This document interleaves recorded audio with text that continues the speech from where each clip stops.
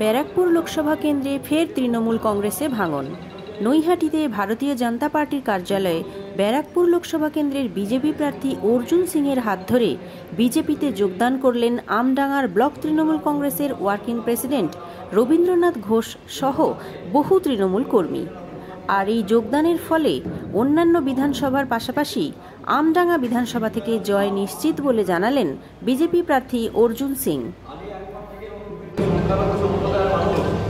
আজকে ভারতীয় জনতা পার্টিকে ভোট দিচ্ছে ব্যারাকপুরের সাংসদ তথা ব্যারাকপুর লোকসভা ভারতীয় জনতা পার্টির প্রার্থী অর্জুন সিংয়ের তাদের হাতে পতাকা তুলে দেবেন এবং তাদেরকে আমরা ভারতীয় জনতা পার্টিতে স্বাগত জানাই।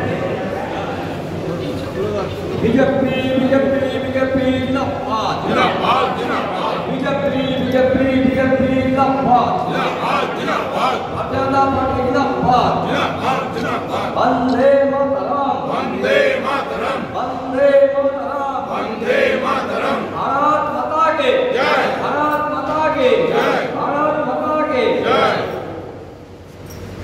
वंदे मातरम वंदे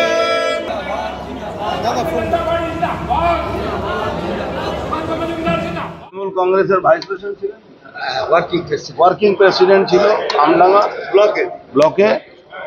আর ওনার সঙ্গে 5 জন আরো জয়েন করেছেন। আমাদের মাইনরিটি সেল থেকে মাইনরিটি কমিউনিটি থেকে জয়েন করেছেন শিবদয়াল সাউ, তো আকবর আনসারি আমাদের যে নেলসন রোড যে পাশেই আছে ওখান থেকে এনারা তৃণমূল কংগ্রেস ছেড়ে ভারতীয় জনতা পার্টিতে জয়েন করেছেন।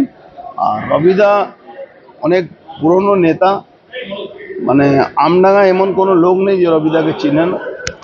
এক সুবক্তা, তৃণমূল কংগ্রেসের একটা এসেট, একটা সময় কংগ্রেস আন্দোলন করেছেন, তারপরে তৃণমূলে এসেছিলেন, ওখান থেকে আমরা আজকে ভারতীয় জনতা পার্টি আমাদের পরিবারে আমরা সামিল করি। হ্যাঁ, এই ভাঙনটা তৃণমূল সামাল দিতে পারবে না আমডাঙ্গা, এটা আমি দায়িত্ব নিয়ে বলছি।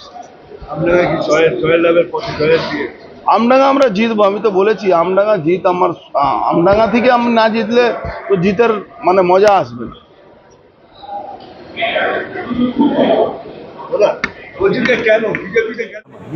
আপনারা এই ব্যাপারে আমাদের চেয়ে অনেক বেশি জানেন, খুব স্বাভাবিক। এটা তো লোকসভার ভোট, পরে দলে কেন এসছি বলছি, নিশ্চয়ই যন্ত্রণা আছে, ব্যথা আছে। লোকসভার ভোটে তো পঞ্চায়েত পৌরসভা বা বিধানসভা নয়, কোনো অ্যাসেম্বলি সেগমেন্টে অর্জুনবাবু দাঁড়িয়েছে তা না। তা ভারতবর্ষের রাজ্যে অবস্থা যা আছে, এক্সেপ্ট নরেন্দ্র মোদী কিছু ভাবা যায়? ইন্ডিয়া জোট বলুন আর যে কোনো রাজনৈতিক দল ইন্ডিভিজুয়ালি বলুন, সে কংগ্রেস, টিএমসি, সিপিএম, এআইএডিএমকে, ডিএমকে, যাই বলুন, তো ইন্ডিয়ার আজকে যা চীনের বর্ডার বা আন্তর্জাতিক সীমানায় যা অবস্থা, সেখানে who is the correct man in India? In India, who is the correct man? So I can say, আমি ডিউ টু দ্যাট রিজন আমি আসতে বাধ্য হলাম। আমার যদি নিজের কিছু মেরিটেরিয়াস মেমোরি থাকে তো আমি মনে করেছি, এবং সেক্ষেত্রে অর্জুনবাবুর সঙ্গী সাথী করে উনি যে কী ধরনের হেল্পফুল ম্যান, আমরা 1.5 বছরে খুব বেশি পেয়েছি। উনি তো এর আগের বারে লোকসভায় বিজেপির সিম্বলে দাঁড়িয়েছিলেন, তো তারপরে 3 বছর 3.5 বছর কাল তিনি বিজেপিতেই ছিলেন। তখন খানিকটা অচ্ছুত ছিল, কেন আমডাঙ্গায় ভীষণ মাইনরিটি।